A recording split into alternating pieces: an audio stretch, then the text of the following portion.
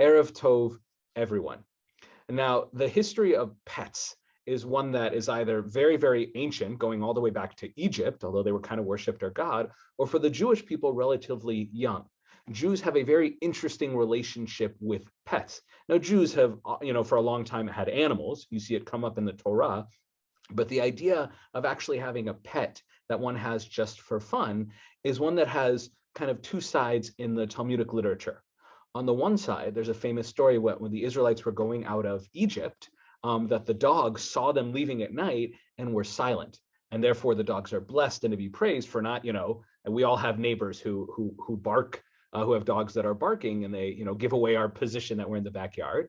But on the other hand, the Talmud also talks a great deal, particularly in the sections on civil damages, about dangerous animals. And the Talmud says explicitly in a number of places, it is forbidden to have a dangerous animal. Now, that means that if one has a not dangerous animal, there shouldn't be a problem. But regardless, the idea of having a pet, again, is something that's relatively weird. And in the frum world, however you identify that, it's very atypical. The fact that Sarah and I have a cat, just comes from our unique, more modern Orthodox upbringing. But you will find, Sarah had friends that she went on walks with who had been raised, from birth, and they saw a dog and they were terrified of that dog. And it was a tiny little Chihuahua or something. They just weren't used to it. So most of the questions regarding animals aren't really about pets, they're about work animals. And one of the reasons that's important is because the issue of spaying or neutering, making it so that typically dogs and cats cannot have more children, is often to deal with the issue of overpopulation, because there's just too many cats and dogs out there, and they're suffering and they can't all be rescued. But in the Talmud, that wasn't really an issue. You didn't really have an issue of cows going around and, there weren't tens of thousands of cows walking through the streets of Israel rubbing up against your leg. The issue with spaying or neutering in ancient times was more that spaying or neutering, specifically with a bull, is it would make it more docile. And again, that's really important because one of the things that we'll talk about is the reason that one would spay or neuter a pet, and that will affect whether or not it's permitted. So if one wants to do it to make it more docile, does that make it okay? If one does it because the animal is sick and might die, that's certainly a very different situation. And if one is doing it to prevent an overpopulation, again, that's also very important to the final ruling about whether or not it would be permitted. And one thing that's really important here that we won't spend a lot of time on, but is important, is there's a mitzvah of tsa'ar ba'alei chaim, about not causing suffering to animals. And even though there are certain times when it's permitted to do something to an animal that might cause it pain, there usually has to be some reason for it, and B, even if it might be permitted, it's still not a good thing to do. I don't know if I took it out here, but in the Shulchan Aruch, Rabbi Moshe Isserles, the 16th century, says, look, technically it's okay to cause pain to the animal, but we should be better than that. We shouldn't be causing pain to animals. So in the question of spaying or neutering, we have to make sure that it's not hurting them for no reason, and that the reason for it is legitimate. But now let's go to the main question about why is this even an issue in the first place? So Gloria and Leonard, I'm going to go ahead and unmute you. And this all goes back to a mitzvah in the Torah that really certainly has nothing to do with pets and doesn't even really have to do with animal husbandry and like cows and stuff like that. The context is they're building the Mishkan, and they're talking about what are the animals that are allowed to be offered. Not only what are the animals, but if you bring in an animal and it's missing a leg, that's not appropriate to offer before God. So Gloria, I'll let you take these first two sources, but go ahead. The first one is the mitzvah that starts this whole conversation, please. You shall not offer to the Lord anything with its testes bruised or crushed or torn or cut. You shall have no such practices in your own land. Excellent. Now, the context of this, again, it has to do with offerings, sacrifices, korbanot. The other thing is it doesn't necessarily, it's not clear if it's somebody intentionally did it or the animal just got injured. It got like a bull, a bull's fight. It got in a fight and it got injured and it's still alive. It can still work, but that's not, they talk about priests, kohanim, who have like a blemish. There's nothing wrong with them as human beings, but if they're going to stand in front of the nation of Israel, they need to be basically handsome. It might seem a little vain, but again, we're not talking here about vanity. We're talking about making an offering to the God of the universe, and you want it to be perfect, even if there appears to be a little vanity. but that's the context of it. But what the rabbis are going to do in the next number of sources is say, it looks like it's only talking about offerings in the Mishkan and then the temple. However, it is clearly, to the rabbinic tradition, they're going to expand it. So before, Gloria, I have you read source number 2, Susan, you have your hand up. Go ahead. You just have to click on your side. Yeah, go for it, Susan. And I'm also eating an Impossible Burger. No, it's fine. Enjoy Yeah, it. I guess the idea to me is you don't want to bring your junk to the temple. Yeah. You know, an inferior, you know, sacrificing to God is not the way to get rid of an animal that's no good. And what's the fundamental story in the beginning of the Torah about make sure you bring your best is Cain and Abel, Cain v'Hevel. Is if you're going to bring an offering to God, make sure it is the absolute best. But again, the context seems to be sacrifices, so if the rabbis are going to expand it. So Gloria, if you would take source number 2, this is Ovadia Sforno, 16th century Italy. And what, again, the next sources will each add a different layer in the understanding of what this mitzvah is. Please, source number 2, Gloria. After the Torah spoke about the kind of physical blemishes which are of ritual consequence only in connection with sacrificial animals, and which must under no circumstances be caused to such an animal once it has been sanctified, the Torah turns to the kind of internal blemishes which one must not cause even to animals which have never been sanctified, are totally secular in their use. Excellent. Now, is an interesting thing here. If Sforno is claiming that, okay, the Torah lists a bunch of things that sacrifices can't have, and now we're just talking about general things that need to be true of animals. Again, that's a bit of a weird jump. Also, where's the transition? So does this mean this is only about secular animals and a korban can be castrated? Or sirus, as the word, we're not going to see it written in the English, but mesares or sirus, like a castrato would be like well, maybe that's not the right, but someone who is castrated. So the question is, where is the Sforno's transition here? And this is one of the things that we miss by not looking at thousands of years of different documents. We'll see some of the sources in the Talmud, but ultimately the rabbinic ruling on it is that this ruling about not castrating an animal, and again, there's another question: is this saying don't do it, or is it saying an animal that it happens to happen to? Because what Sforno is claiming here, and again, this is the ruling, this is what rabbis hold, this is the mitzvah, is it's not about if it happened to the animal, it's we actively can't do it. So this is the fascinating thing about the development of Jewish law in the Torah. There's one thing that's written on the page, and then there's what grows out of it, and that's part of the oral tradition. It's a beautiful process. But Sforno has certified for us that a person, whether it's a korban or whether it's just a regular animal, one cannot castrate it. And specifically so far, we've only talked about men, but we'll come to women shortly. So Leonard, this next source here is Rabbeinu Bachya, 14th century in Spain, and I love him. I didn't keep all his stuff, but he's often wordy in the best way. He often summarizes and really explains things really well. A lot of rabbis have very terse comments that you have to need a commentary to understand that commentary. Rabbeinu Bachya is very good at explaining himself, so I love his commentary. So Leonard, please. And in your land you shall not do so, quote unquote. Seeing that the Torah had mentioned such defects as damage to the reproductive organs earlier in our verse, the Torah adds that it is forbidden to castrate animals in the land of Israel, even if such animals were not intended as offerings.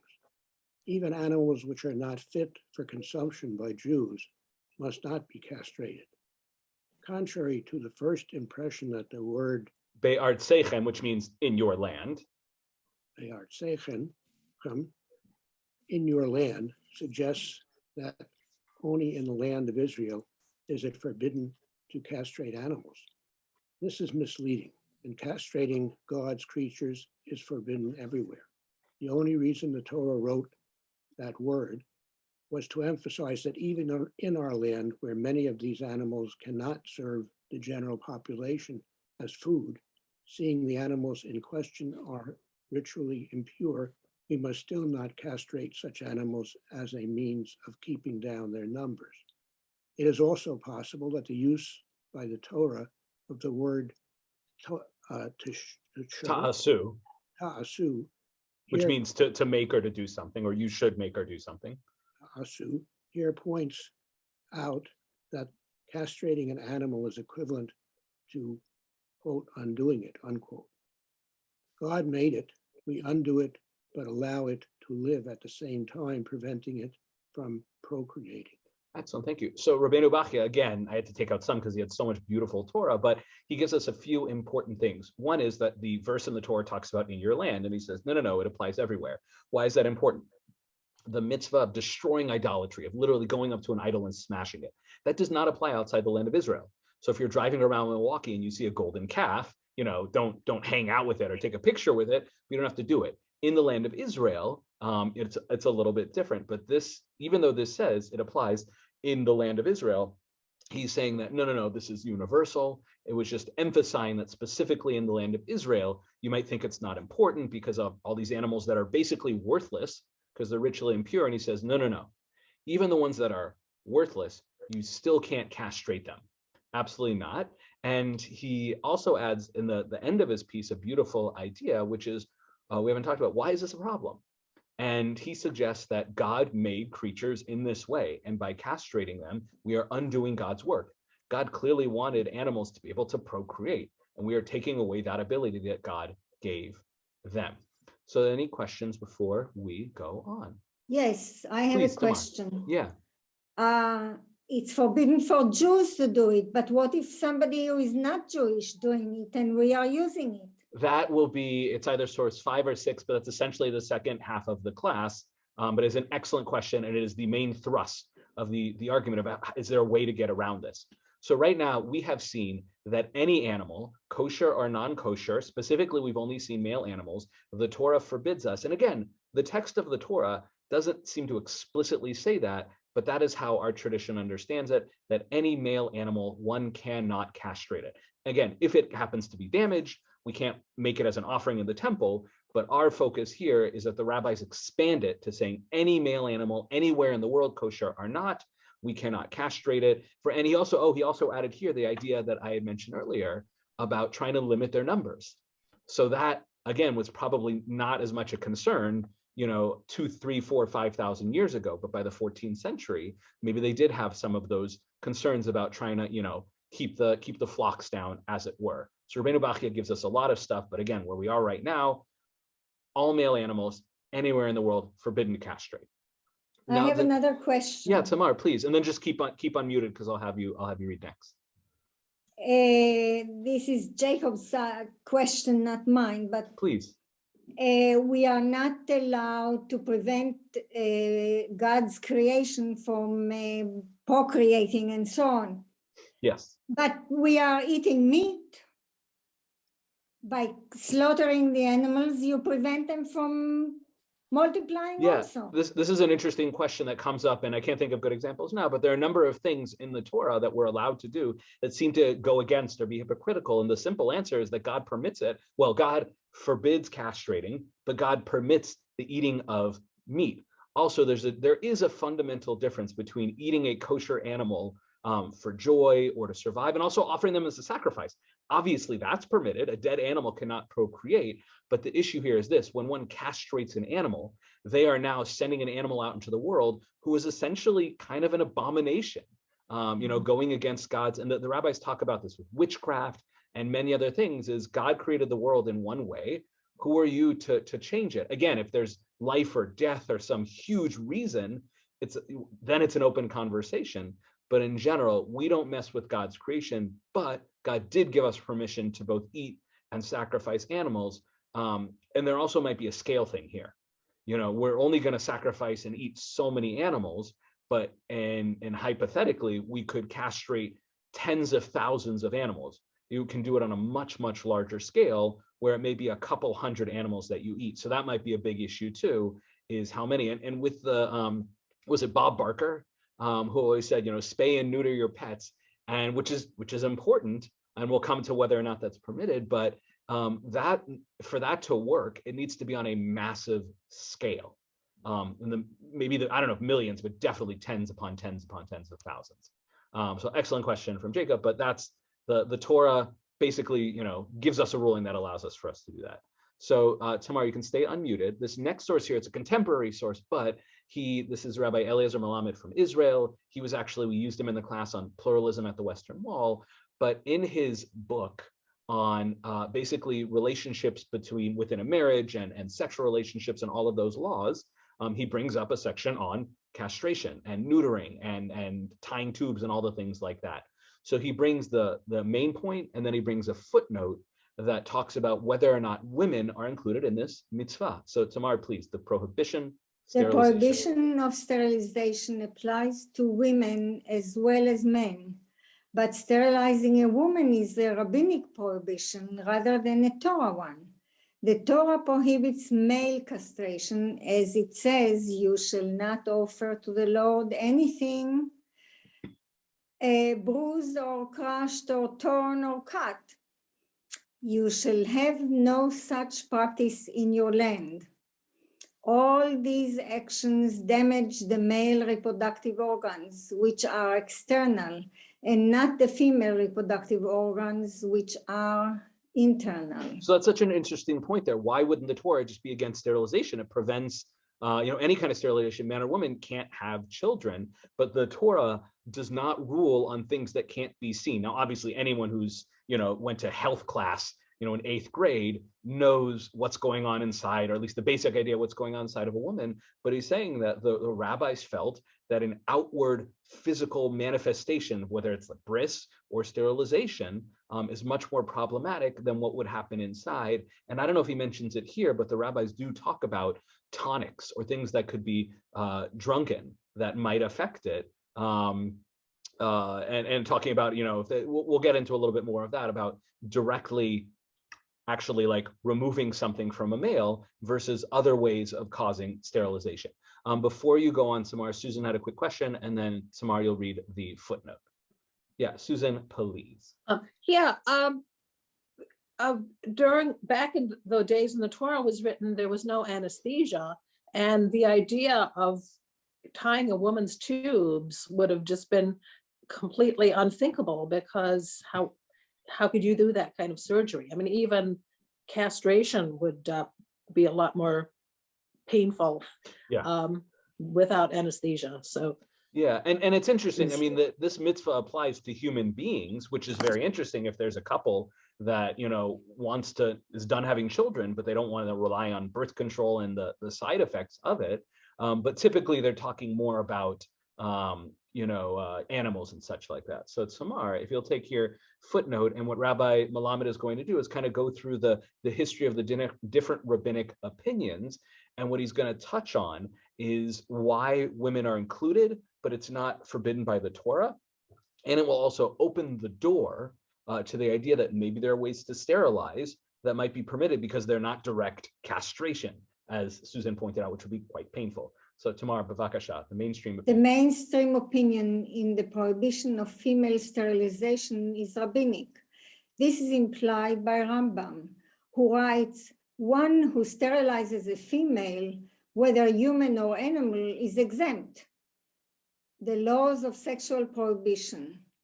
And just by the way, the language of that, it says exempt, they're patur, meaning they don't get punished, but just because you're not punished doesn't mean you're allowed to do it. So we have a lot of things on Shabbat that if somebody does it, they're not going to get lashed or stoned to death or anything like that. But the rabbis say still don't do it. Patur aval asur, exempt, but it's still forbidden to do so. And that's code for it's forbidden rabbinically.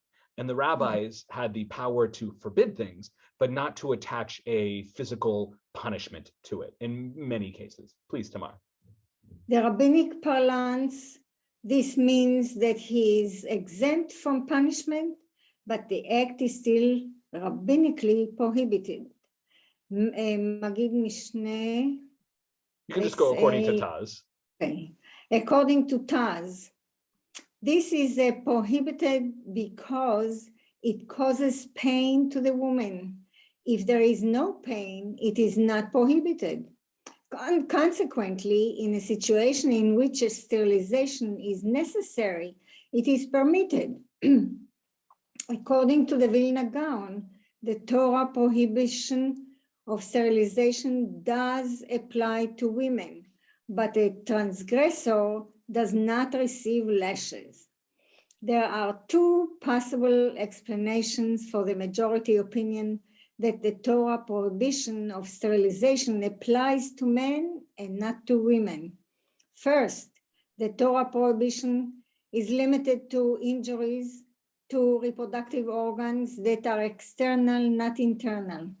Second, a man is obligated in the mitzvah of procreation while the woman is not, even though she is performing a mitzvah. Therefore, the prohibition of female sterilization is only rabbinic, and indirect sterilization is permitted. Thank you. So we have a lot here that we will come back to about indirect, et cetera. We basically have a debate. We have one, the Taz, who says that the only reason it's forbidden for women is because it causes them pain. Well, if it can be done, as Susan pointed out, if it could be done in a way in which there's no pain and there's a reason for it, whenever we break a rabbinic law, even if the underlying reason is gone, there still needs to be some reason to do it, to, to help make them docile, to decrease numbers, whatever it is. If it's painless and there's a reason for it, according to Taz, it's fine. The Vilna Gaon disagrees and said it's forbidden by the Torah. Now, if we all ruled by the Vilna Gaon, then we would never be able to, there would never be permitted for a Jew to sterilize, even indirectly, a female. And in terms of these last reasons about why females may be permitted or forbidden only rabbinically, the idea that it's external versus internal, it's kind of weird, but that's the only one that makes sense, because the second one about women not having a mitzvah to procreate, that's true, only men are obligated, but that doesn't apply to animals. So that reason there doesn't really help us with why female animals are forbidden rabbinically. But again, it's a two-way debate.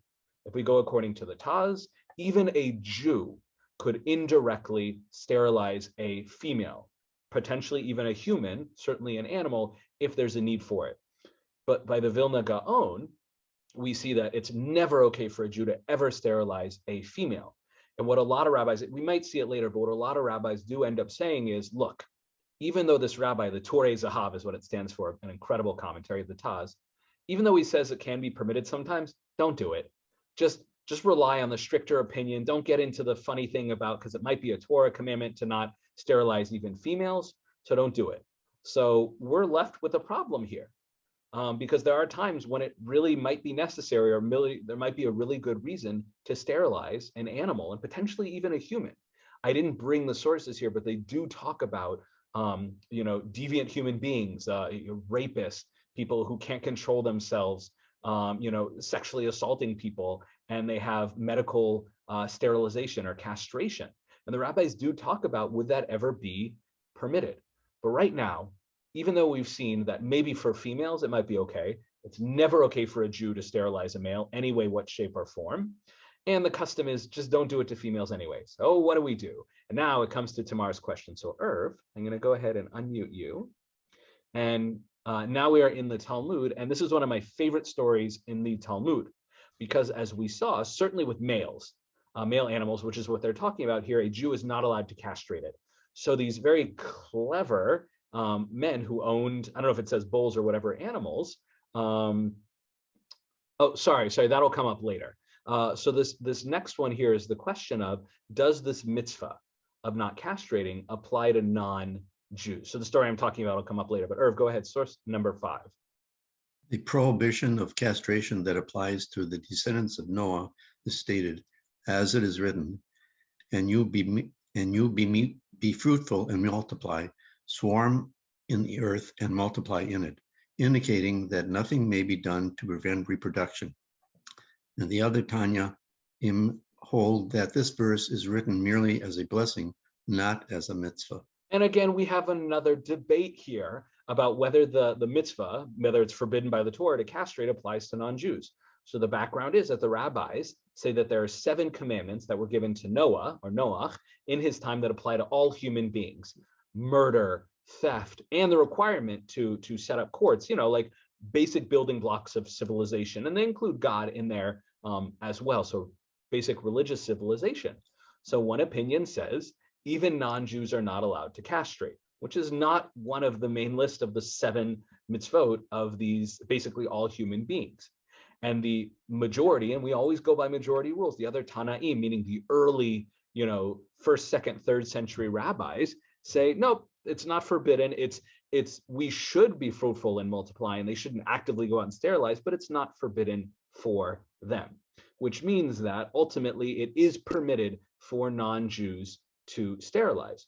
But one of the questions that will come up is, and this is on Shabbat, a non-Jew is allowed to cook on Shabbat, to drive on Shabbat, but I'm not allowed to ask a non-Jew to cook for me, to drive for me. I cannot ask a non-Jew to do something which is forbidden for me. So on Shabbat, I could ask a non-Jew to hand me a book because that's permitted for both of us, but I could not ask a non-Jew to, drive to the store and pick me up, pick me a bag of chips or whatever it is like that. So again, we'll see this come out here. What's important here is non-Jews are allowed to do it, but we're not allowed to ask them to do it.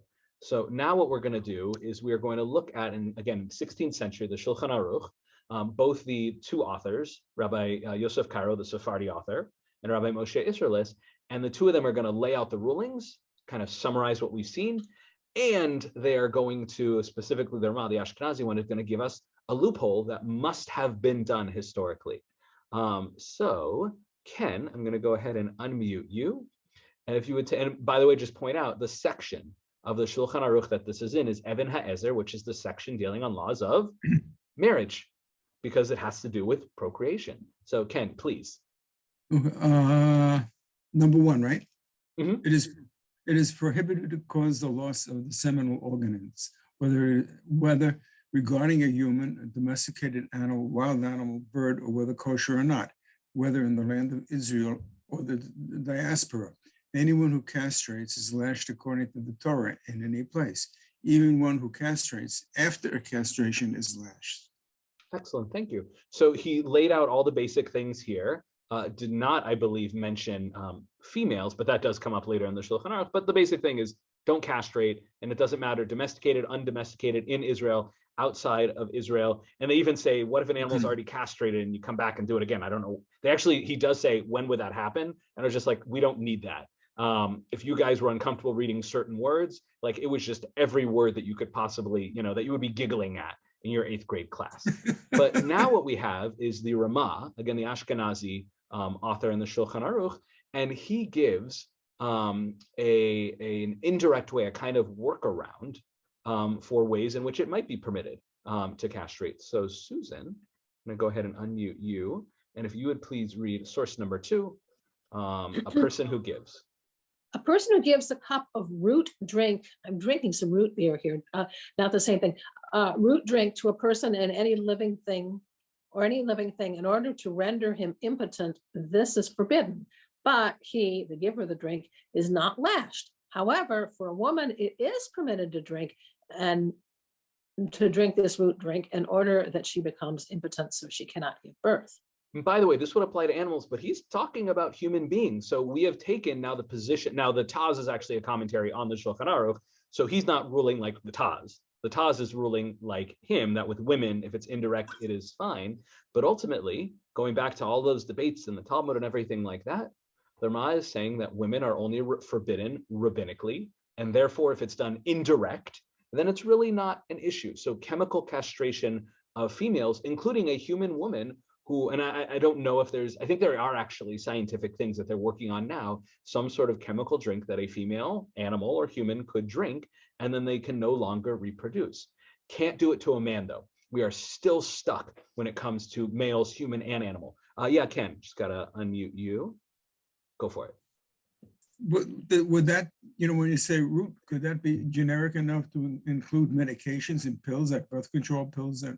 Yeah, no question. And is it in the Talmud? No, there's a comment, not a commentary. There's a Rabbi Ginat Vradim. I don't remember when it's written, but he talks about basically drinking something as a form of birth control, not a sterilization, but the rabbis did have general ideas for, chemicals that could affect our body that in certain cases might be permitted. And again, with a woman, because the Torah only talks about a male in this case. So this is where, I don't know if reverse sexism is good here or not, but regardless, the Torah focuses on males and women are only forbidden rabbinically for all the reasons we saw above, whether it's external versus internal or tsar ba'alei chayim, suffering of animals. Yeah, Ken, please. Yeah, along those lines that you just hinted at, you know, some people would say the Torah is written by men, and so naturally it's going to protect the men. Not my stuff, but okay, for women, it's okay. I'm being facetious, but. Oh, I see. I see what you're saying.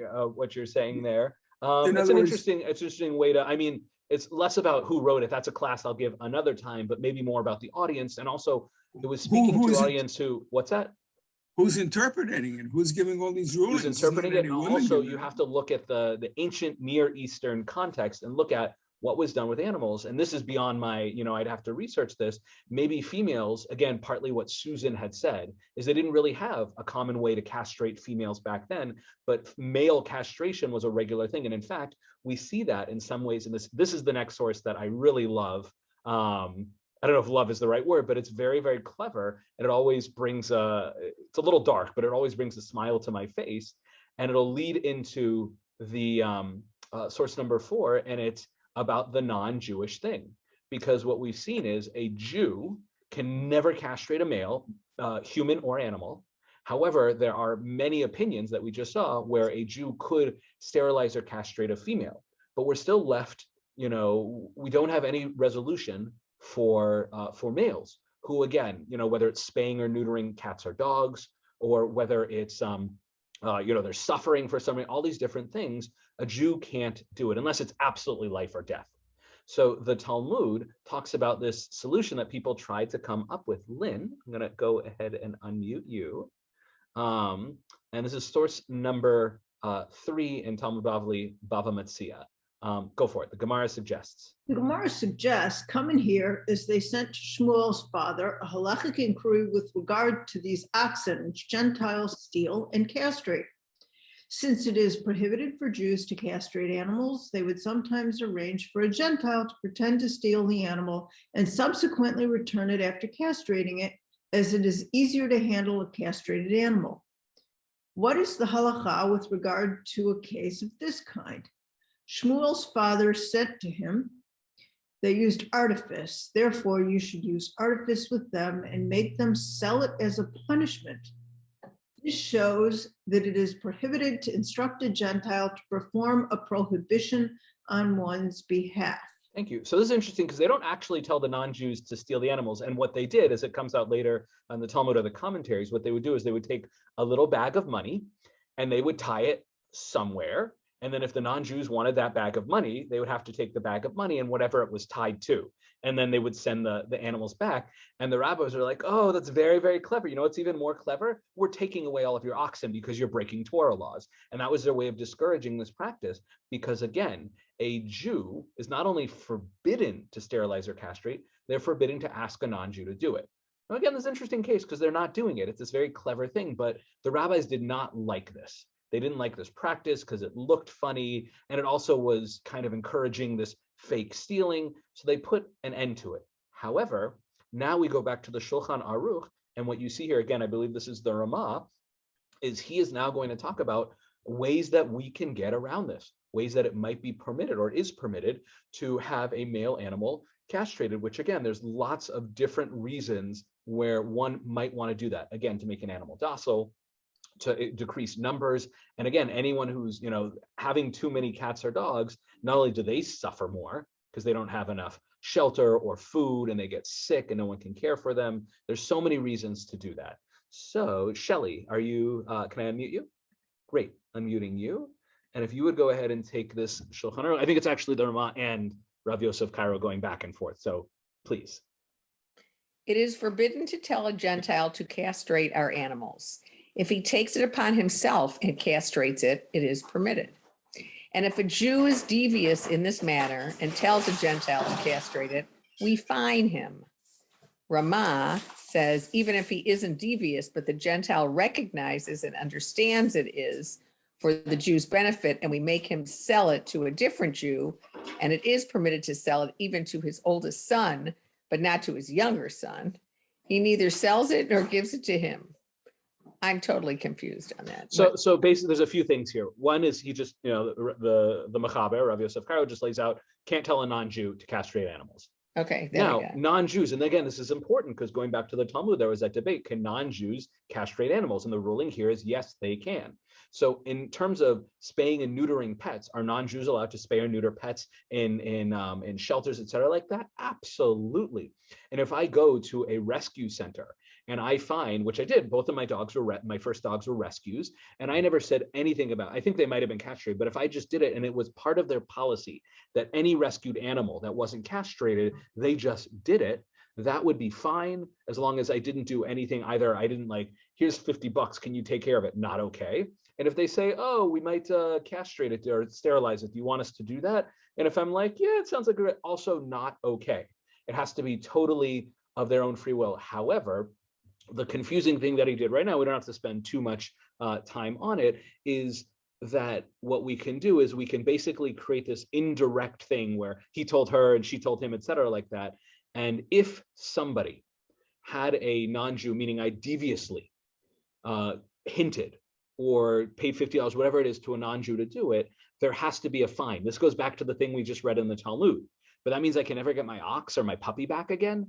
So what has to happen is the penalty for me is I can't get my animal right back. It has to be sold through this indirect roundabout way to make it back to me because I messed up. And there's actually something about that. If I ask, a non-Jew to cook for me on Shabbat, I'm not allowed to eat that food. That's my penalty.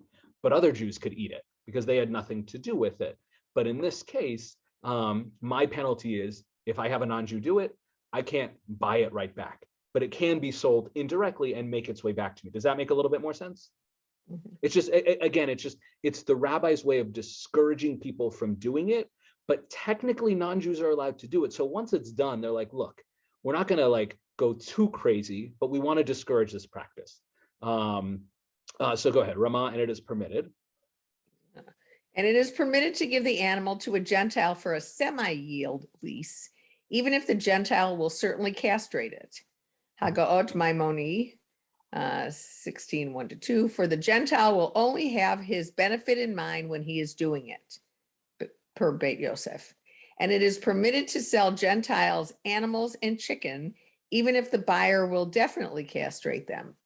And some prohibit, the explanation of which can be found in the Trumat Hadeshen 294. However, if the Gentile buyer will not castrate them himself, but will give it to another Gentile to castrate, all permit.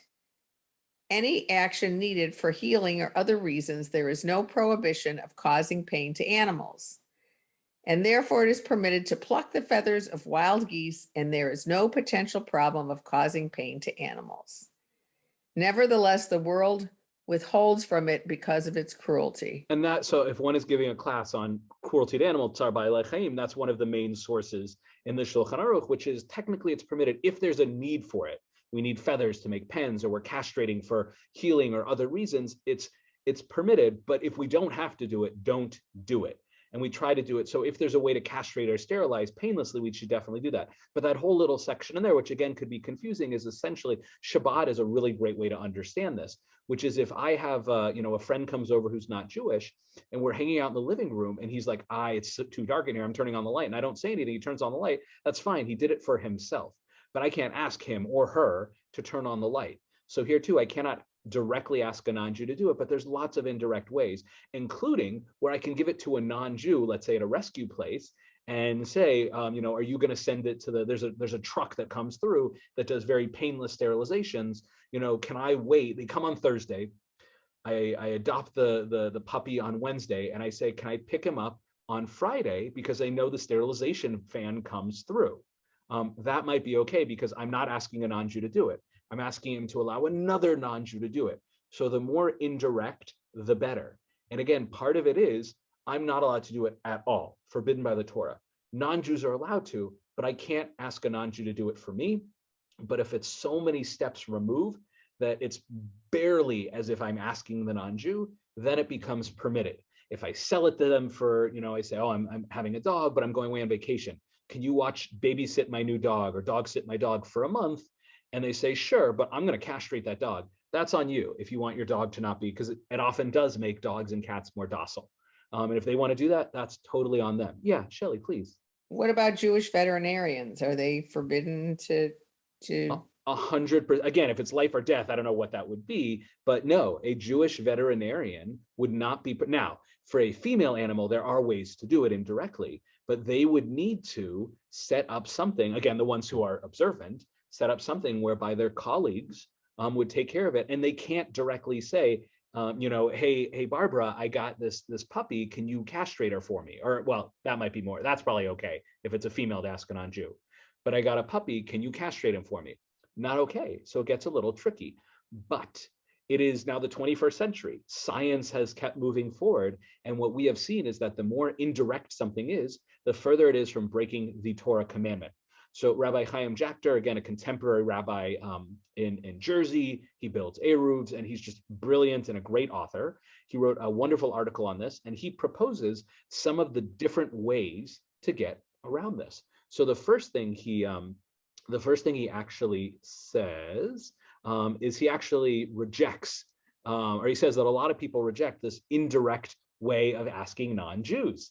He says a lot of contemporary halachic authorities don't like it. So he says, although many contemporary halachic authorities believe it is inappropriate to utilize this procedure with household pets for purposes of convenient, i.e. to eliminate unwanted litters or to prevent the animal from trying to leave the house, it is quite possible that one may do so if it is necessary to alleviate an animal's suffering due to sickness. Again, I don't know what that would look like.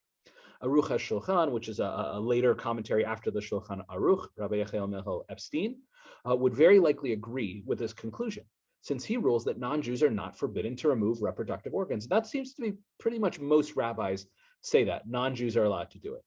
Beit Shmuel might also agree, since in using this procedure, one may avoid violating, do not put a stumbling block in front of the blind. And this is what he's talking about. If non-Jews, according to Beit Shmuel, if non-Jews are not allowed to castrate, then by giving them an animal to castrate, I'm basically setting them up to fail, which is the mitzvah of putting a stumbling block in front of the blind. I invite, I'm an Orthodox rabbi, I invite someone to a treif restaurant and they assume it's kosher because I'm an Orthodox rabbi. That's putting a stumbling block in front of the blind. But he's saying that this super indirect way of doing it is not really setting them up to fail. In addition, there is greater room for leniency when a female pet is involved, since many authorities believe neutering a female to be a rabbinic prohibition, and a minority opinion, Taz, believes that one is permitted to neuter a female animal if the procedure is performed for the creature's benefit. So again, you have this, this different scale of Jews and non-Jews all are forbidden to do it. You're out of luck. And then the bottom, which is Jews are totally permitted to do it, and Jews can even do it for a female if there's a reason for it. But most rabbis exist somewhere in the middle, which is generally Jews can do it. We can't ask them to do it. And even though females might be permitted for a Jew to sterilize, it's better that we don't do it, but it's not as big a deal if we ask a non-Jew to do it. But what's happened is the rabbis have still said, look, is there a better way we can have to sterilize that won't be with any of these issues? So he continues in source number 6. The best solution to this problem seems to be the use of one of the many newly developed, though still experimental, I don't remember when this article is from, it's within the last 10 years or so, alternatives to castration and ovariohysterectomy, which do not involve removal, direct or indirect, of reproductive organs. There's a way to prevent them from being able to reproduce, and it doesn't castrate them or any way. There appears to be no halachic opposition to these methods, since the animals are only rendered infertile. Going back to the language of the Torah, it specifically says, basically removing the testes of the male. That's the fundamental thing, which leads to infertility, but it's that actual act, which is why we're lenient in females. But if there's a way to cause infertility chemically without removing it, then rabbis would say that's not sirus, that's not castration, that's not removing anything. Appear to apply only to the removal of reproductive organs and not to causing the animal to become infertile. Saying all rabbis would agree that's fine for a female, and he suggests that with a male, there may be a way to do that. And for an animal, which has no mitzvah to procreate, this might be a great solution, to the point where even a Jew could potentially do this. So the question, could a Jewish veterinarian ever do this? It seems that the answer might be yes. I imagine you would get rabbis that say, this is a great solution. Still have a non-Jew do it, just to be safe. But this is fascinating because we have modern science that's finding a way for us to, essentially a loophole. And one of the things you've seen is the rabbis have tried to find loopholes for this for generations for different reasons. Again, over-reproduction, docility. And again, if the animal's sick, then it's a little different. But this is how the rabbis deal with an issue where they're like, look, there's nothing we can do, but we got to do something.